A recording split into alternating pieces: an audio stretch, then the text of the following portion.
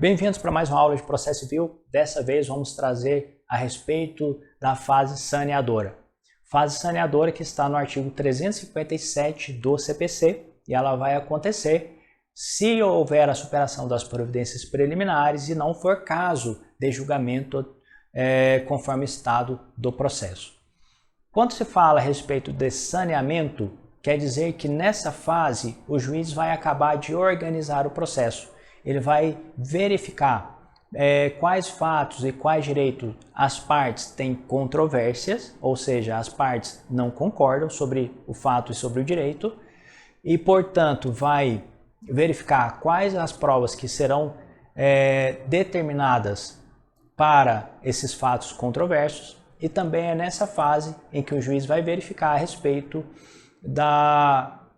do ônus da prova. O próprio artigo 357, ele fala que nessa fase saneadora o juiz tem que definir a respeito do ônus da prova. Se o ônus da prova vai ser conforme a regra geral, o autor alega seu fato e, portanto, ele faz a prova, o réu alega seu fato e, portanto, ele faz a prova. Ou se haverá necessidade de acontecer um fenômeno que é novo, porque o CPC 2015 que internalizou é um negócio chamado distribuição diversa do ônus da prova. Se houver caso de distribuição diversa do ônus da prova, necessariamente ela tem que ser determinada na fase saneadora. Distribuição diversa do ônus da prova é dizer o seguinte: eu, autor, aleguei um fato.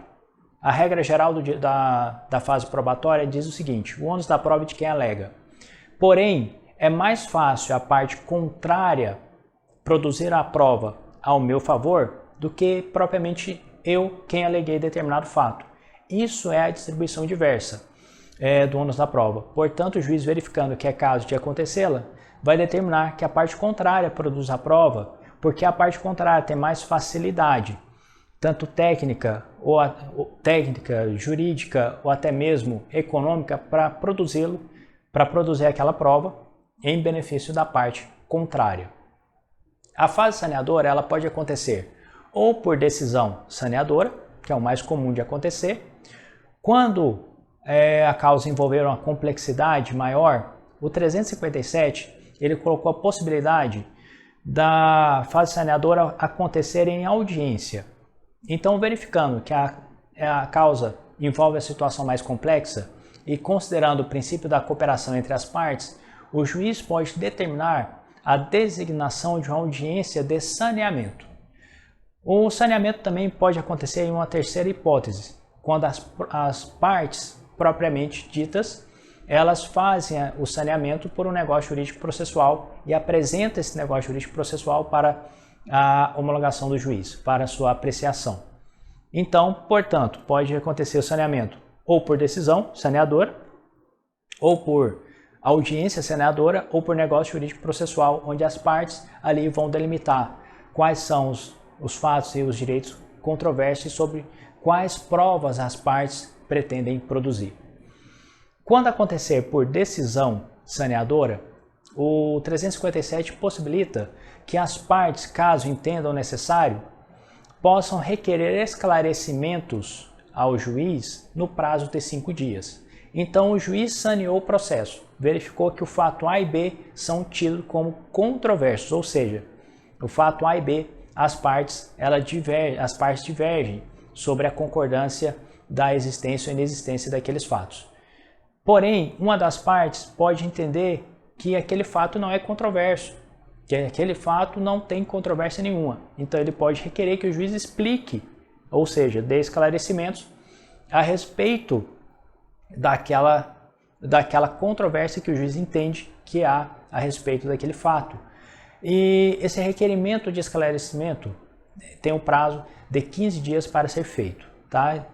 Tanto qualquer uma das partes. Ambas as partes ou apenas uma delas pode pedir o esclarecimento no prazo de 5 dias.